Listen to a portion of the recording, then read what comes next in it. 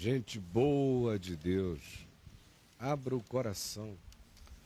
Eu quero ler na Epístola de Paulo aos Coríntios, no capítulo 1, verso 18 em diante, que nos diz assim, Paulo falando: certamente, sem dúvida, a palavra, a mensagem, a pregação da cruz, de que Deus estava em Cristo reconciliando consigo mesmo o mundo, é loucura para os que se perdem, para os que andam cegos, tateantes, entregues à sua própria disposição mental.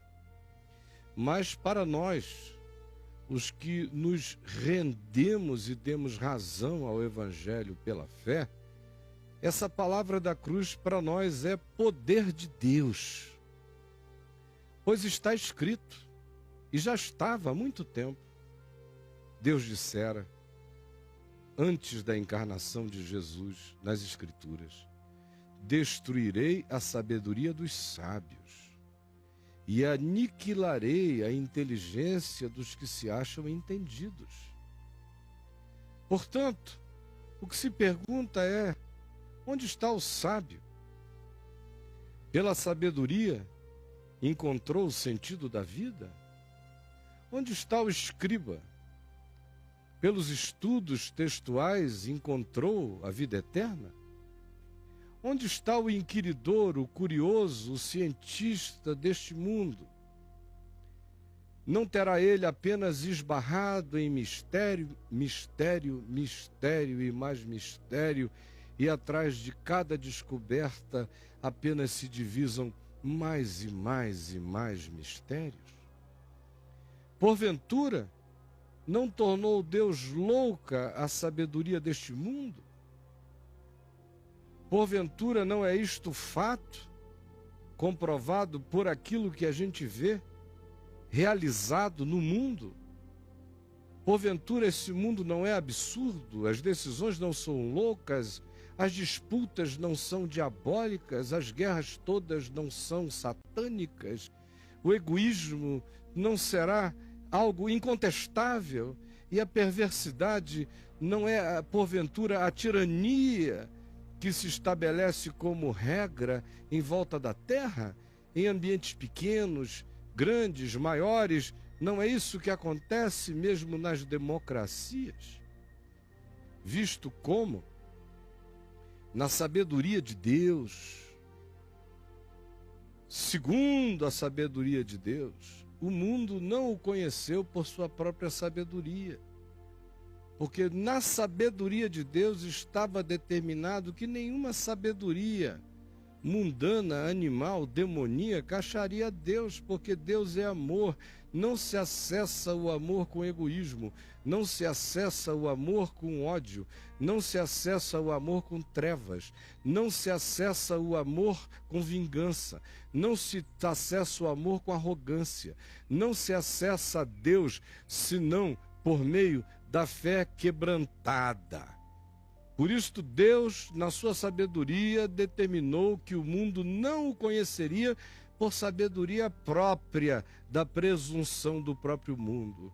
Porque aprove a Deus, aprove salvar a todo homem que creia através da loucura da mensagem.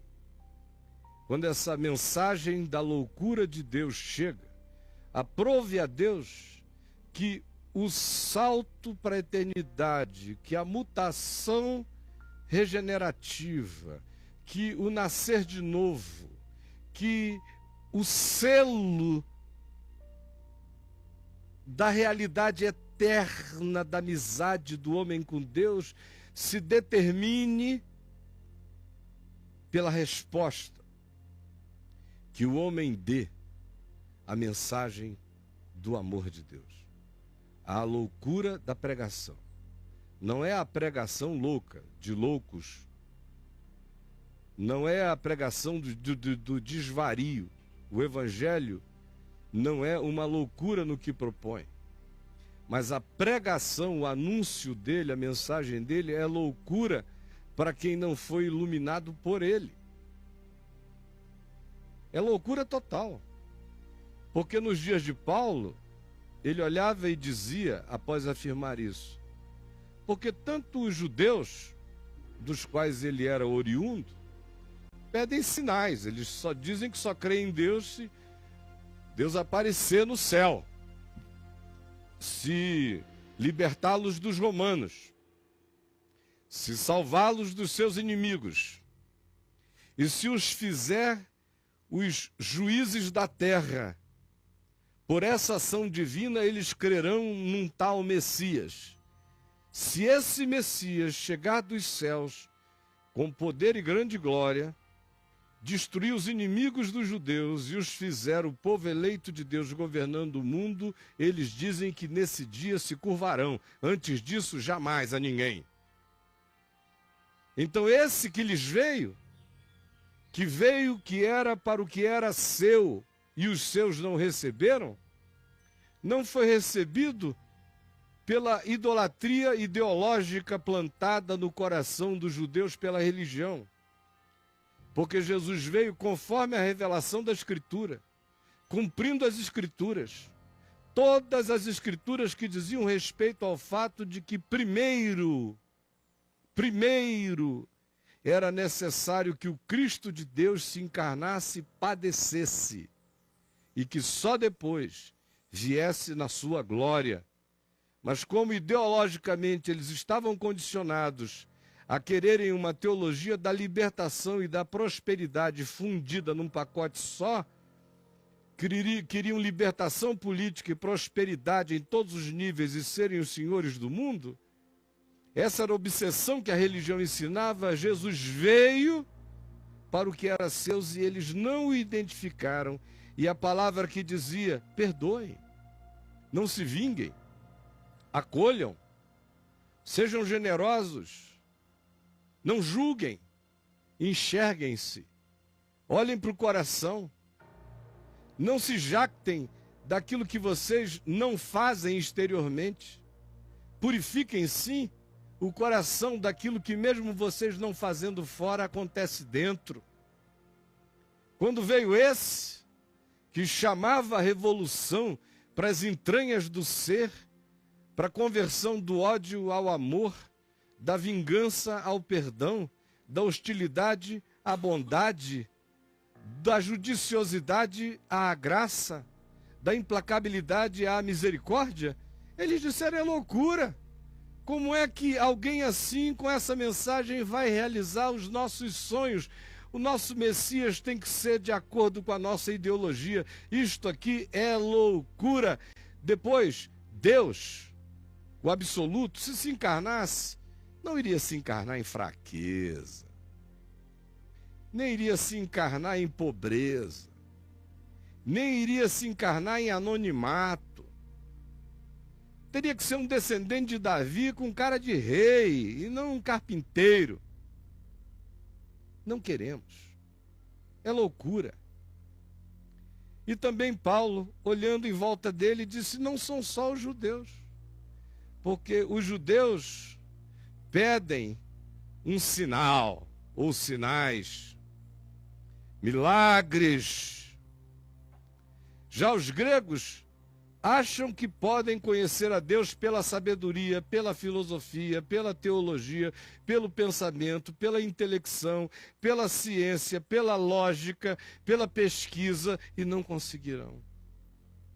Porque aprove a Deus, na sua sabedoria, que pela própria limitação da compreensão humana, justamente porque Deus é Deus, o mundo não poderia conhecê-lo pela sua própria sabedoria, porque se o conhecesse por sabedoria e mecanismos humanos e inteligência humana e intelecção humana, conheceria alguém que mesmo que fosse chamado de Deus, Deus não seria, porque no dia que o finito compreender o infinito, no dia que o temporal discernir o eterno, no dia que a criatura compreender o Criador, tal Criador não é Criador, é apenas uma criatura disfarçada, ou é apenas um conceito projetado, mas Deus não é. Deus é mistério absoluto. Porque ninguém jamais viu a Deus e nem verá. É o Deus unigênito que está no seio do Pai quem o revela a todos nós. Nós, por causa disso, anunciamos a Cristo, a todo homem, Cristo crucificado, dizendo que Deus estava em Cristo reconciliando consigo o mundo, levando sobre si nossas transgressões, culpas, pecados, tortuosidades, idiosincrasias, patologias, patogenias, medos, culpas, pecados. Na cruz, ele quebrava os nossos pactos todos com a morte, porque destruía o poder da morte, arrombando-a, estuprando-a de fora para dentro e de dentro para fora. Arrombou-a quando se entregou à morte. Voluntariamente arrombou-a na entrega do amor e rasgou-a de dentro para fora e lacerou-a para sempre, quando, tendo ido ao Tártaros, como diz Pedro, aos escaninhos do inferno, proclamou a vitória do Evangelho sobre a morte. Declarou, gritou, está vencido. E ressuscitou de entre os mortos. E disse, e eis que eu tenho nas minhas mãos as chaves da morte e do inferno. Nas minhas mãos. É isso que pregamos. Que a morte morreu. Que tudo quanto a ela concerne é ainda acachapantemente e implacavelmente esmagador sobre os seres humanos, porque não creem. Porque não creem que está vencida. Agora, eu sei que o que eu estou dizendo aqui é loucura. É loucura. Para quem quer argumentar com pensamentos filosóficos, o cara fica querendo fazer a viagem para antes do antes do antes do antes do antes do antes. E se encalacra todo, não tem para onde ir, mas fica ali preso. Para quem quer fazer a viagem do ponto de vista religioso judaico, são todos tão precondicionados às suas próprias doutrinas que a revelação do Evangelho lhes foge.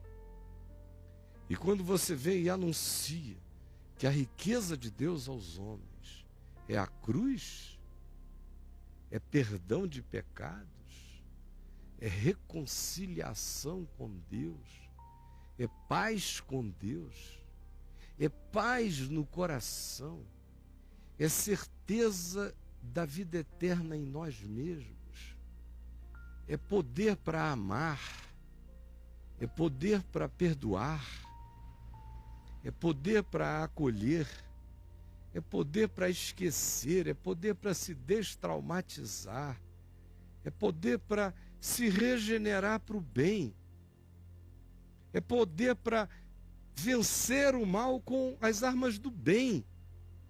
Ninguém quer. Ninguém quer. O nível da nossa doença é tão profundo que ninguém quer. Querem discutir sobre pecado, pecado original, Adão, a natureza humana, a natureza do cosmos.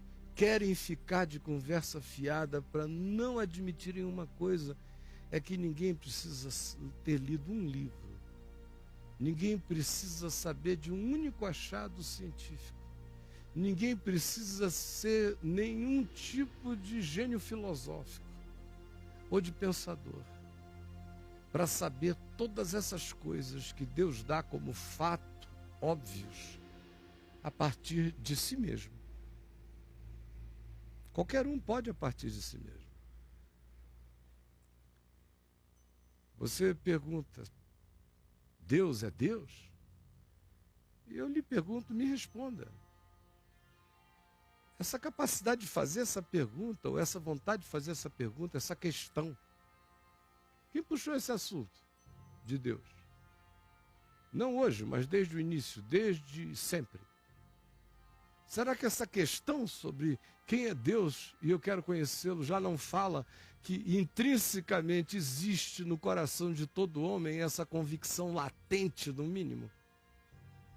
Senão isso não seria um assunto, meu amigo. Pare de se enganar. Você, por exemplo, fica querendo saber sobre o diabo. O diabo não existe.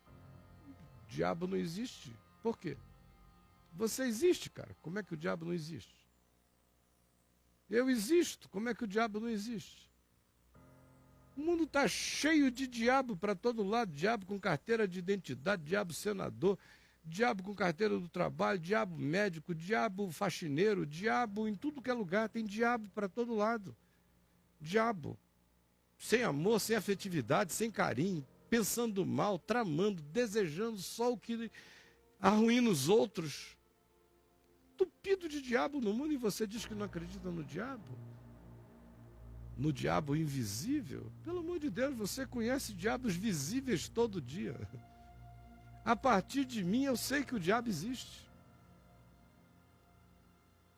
A partir de mim. A partir de mim eu sei que anjos existem. Gente que chega do nada e socorre a quem não sabe quem é, só porque não pode não fazer.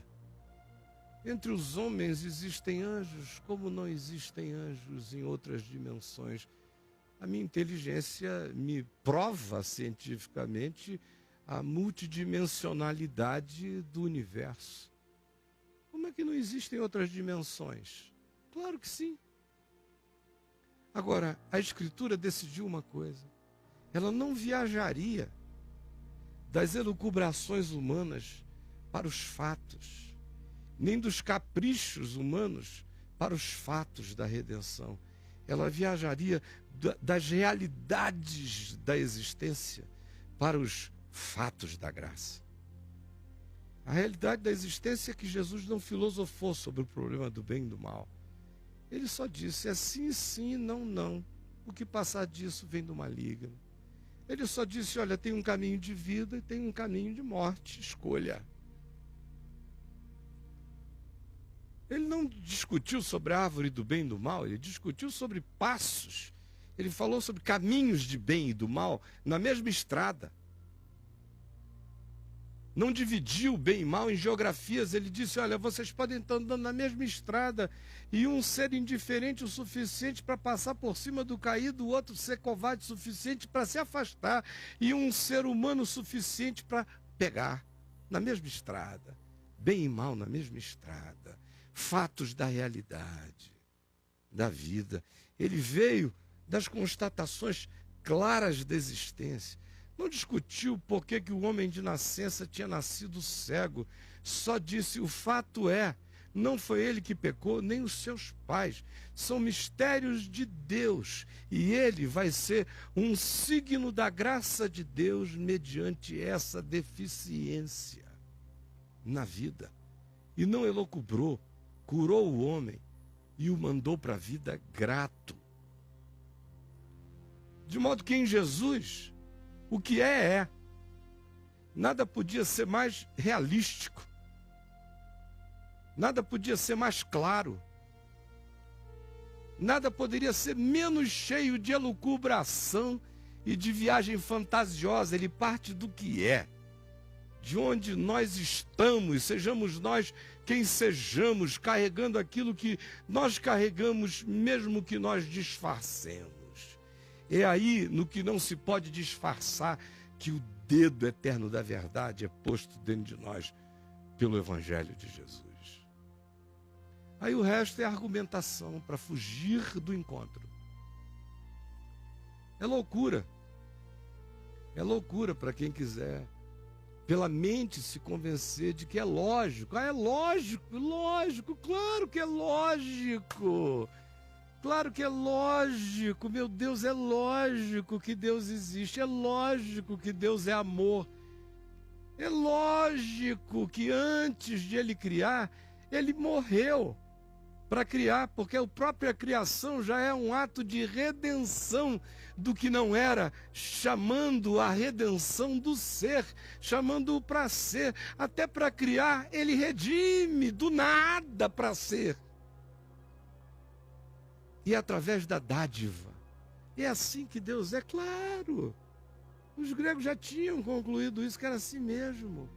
Que a vida existe no universo por causa do amor que doa, que se explode, que morre, para criar, que o Cordeiro, esse arquétipo do amor eterno, antes que houvesse qualquer coisa, tempo, espaço, qualquer referência, decidiu morrer em si para explodir. Vida arrancando do nada. E miraculosamente, quando ele morre, ele fica mais poderosamente sutil, como amor que impregna todas as coisas. Morre sem deixar de ser. Claro, é óbvio. É óbvio que passado, presente e futuro só existem para nós finitos, que para Deus tudo está acontecendo simultaneamente. É claro, como é que eu não entendi isso antes? Claro, é tão óbvio.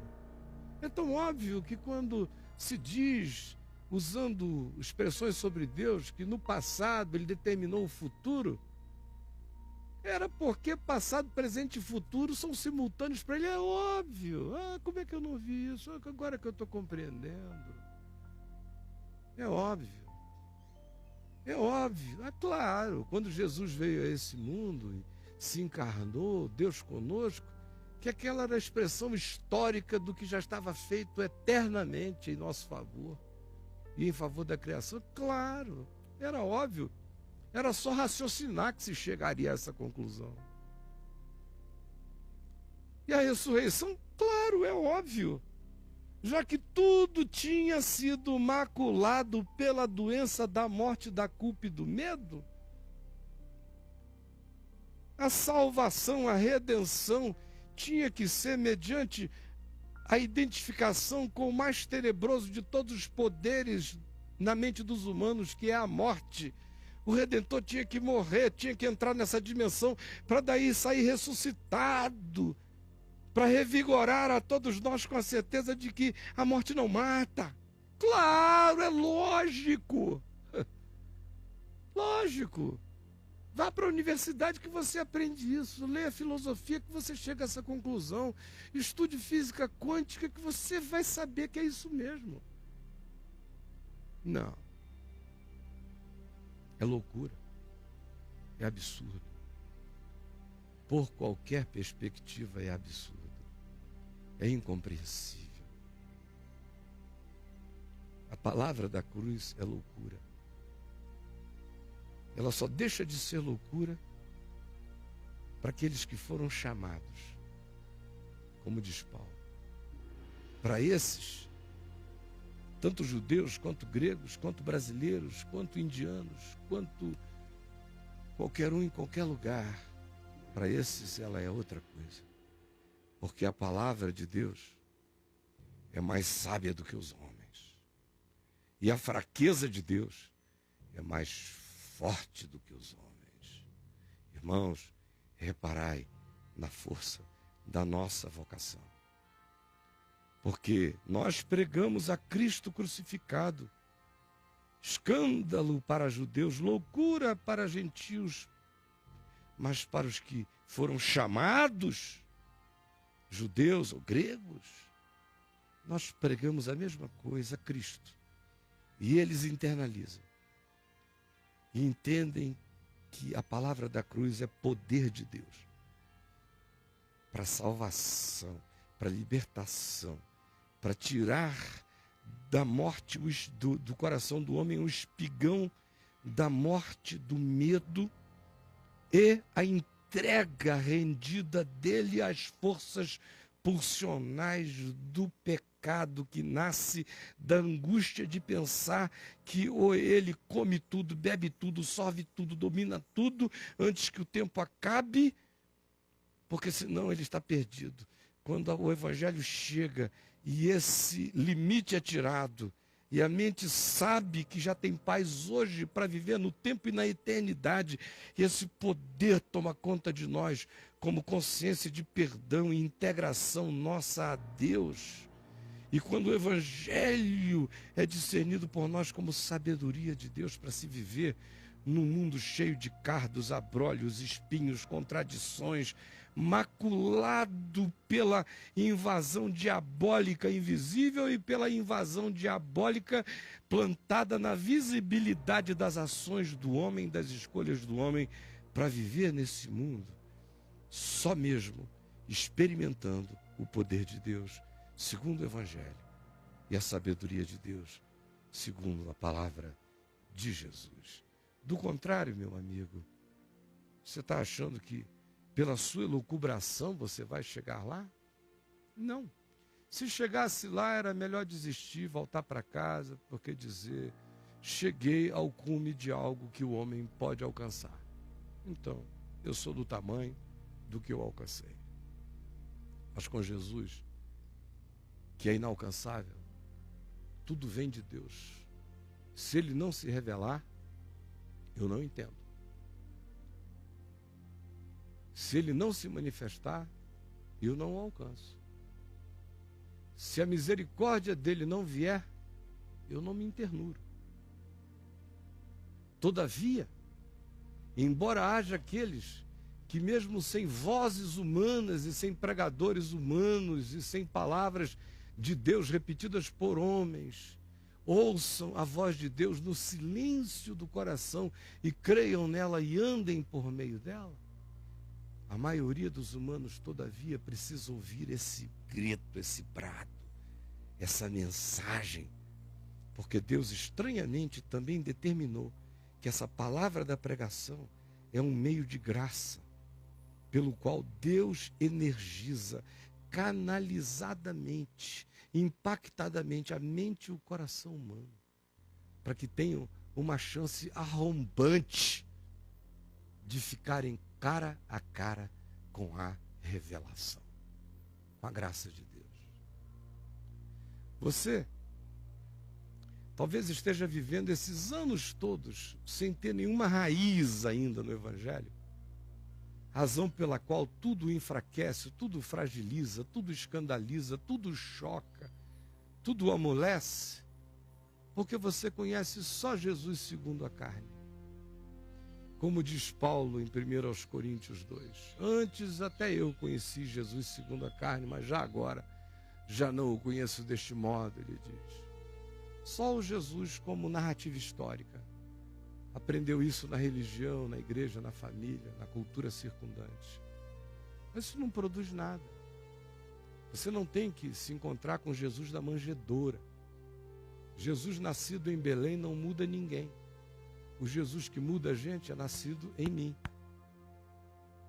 Talvez você conheça só o Jesus do Sermão da Montanha, mas no seu coração não tem um alto e sublime trono onde ele reina e aonde a palavra dele se faz natural como alegria e privilégio obediente na sua vida.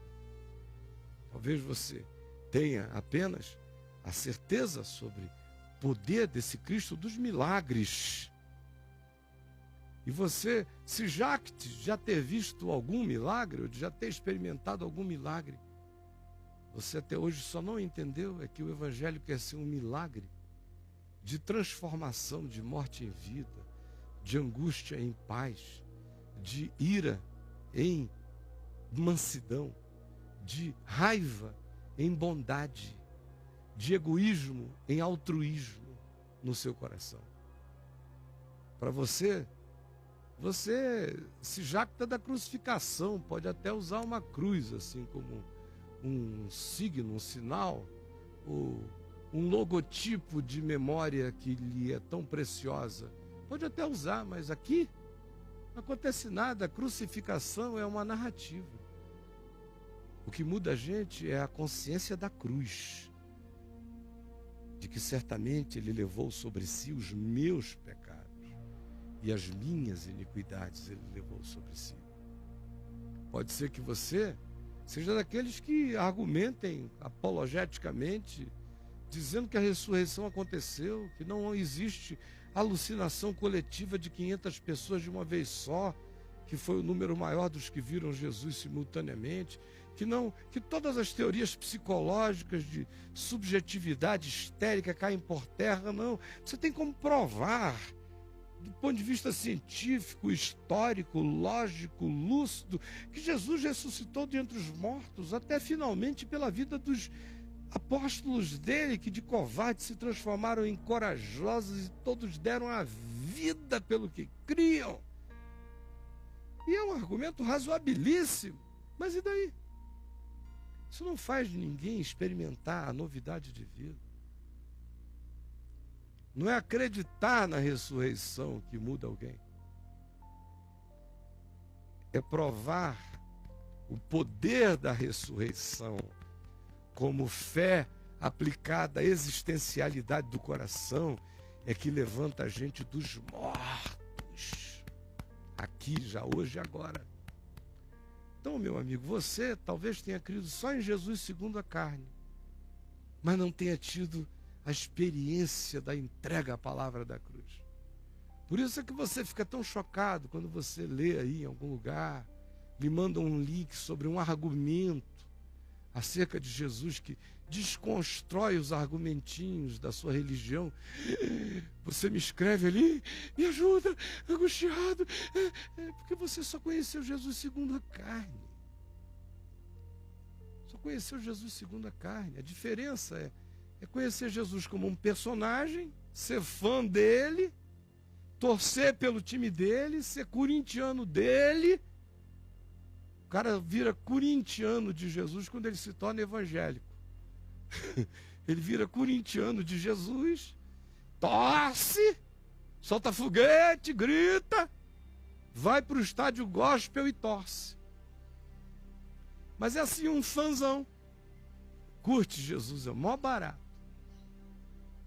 Maior barato. Até perder o emprego. Até saber que a mãe está com câncer. Até saber que a avó, ainda jovem, está com Alzheimer.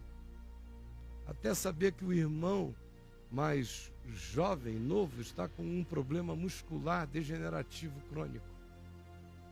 Aí pronto, acabou Deus. Ainda faz uma fezinha mais um tempo, vai umas correntes há um tempão para ver se reverte. Se não reverter num prazo suportável, como a impaciência hoje em dia é a lei da alma, o cara desiste, começa a ficar doido por aí. Por quê? Porque conheceu apenas Jesus segundo a carne. Ou você que se casou no Jesus segundo a carne, na religião, porque você disse, não, essa aqui faz mais sentido. Eu gosto, é calma, é tranquila, ou é do meu jeitão lá, é do meu jeito. Eu gosto porque é do meu jeito. Maravilha, é só uma escolha da carne. É do seu jeito. Simpatizei aqui, é legal, vou ficar. E daí? Aí o seu marido trai você. Sem aviso prévio, vai embora. Aí você diz, eu estou aqui servindo a Deus há 10 anos e o Senhor não me protegeu. Só conhecia Jesus segundo a carne. A distância que o indivíduo religioso, quando não largou a mecânica religiosa para mergulhar nas águas profundas da amizade de Deus pela fé em Jesus e pela obediência ao Evangelho, mas a distância que o indivíduo que fica só no parâmetro da religião se põe em relação a Jesus é como alguém que visita ali a minha página no Facebook e curte lá e acha que me conhece. Não. Você simpatiza comigo, gosta das minhas ideias, pode achar que eu sou legal, ou pode antipatizar comigo, não gostar das minhas ideias, pode até nem conhecer as minhas ideias, não gostar da minha cara, não gostar de algum comentário que eu fiz e me tornar aquele comentário para o resto da sua vida. Porque está aí na sua mão, é só segundo a carne. Você não me conhece. Se você me conhecesse, ia ser diferente. Quem me conhece não se assusta com nada que gente de longe fale mal a meu respeito. E nem se impressiona com que nada que de bom sobre mim se fale em relação a quem está à distância, porque eles sabem exatamente o que em mim é verdade. Com Deus é assim, com Jesus é assim. Quem é amigo dele não se abala. Quem vive nele, quem tem intimidade, aquele que se deixou chamar de amigo, porque lhe obedece, sois meus amigos se fazeis o que eu vos mando, disse Jesus. Esse que entrou na amizade não vai se abalar, porque não conhece Jesus segundo a carne, o conhece segundo o Espírito. Quem sabe você é religioso, cristão, católico, evangélico, de qualquer grupo, daqueles que dizem que Jesus é o mais importante de todos, tanto faz, mas só conhece esse Jesus da história de fora, das narrativas, das catequeses, das doutrinas, dos livros religiosos que você leu, mas nunca conheceu Jesus mesmo, de modo que até hoje a palavra da cruz é loucura. Quer ver? A palavra da cruz é loucura para quem acha que há pecados que Deus não possa perdoar. Esse acha ainda que a palavra da cruz é loucura. A palavra da cruz é loucura para quem acha que existem pessoas que não podem ser perdoadas. A palavra da cruz é loucura para quem acredita que se um indivíduo como aquele ladrão que foi da cruz para o paraíso ao lado de Jesus, em termos normais, não vai a lugar nenhum se não for batizado pela igreja. Para esses, a palavra de Deus ainda é loucura. A palavra de Deus é loucura para aquele que não admite que um discípulo pode ter uma crise e fugir para arrependidamente voltar e ser tratado sem perguntas, como Jesus tratou. A palavra de Deus é loucura para aquele que acha que é fácil demais mandar apedrejadores embora para casa e perdoar uma mulher pelada, apanhada em flagrante adultério, só dizendo para ela agir de outro modo. Quem acha que é fácil demais, para esse a palavra da cruz ainda é loucura. A palavra da cruz ainda é loucura para quem não acredita que se deve perdoar 70 vezes 7 num dia, como Deus em Cristo nos perdoa todo dia. Para essa palavra de Deus, a palavra da cruz ainda é loucura.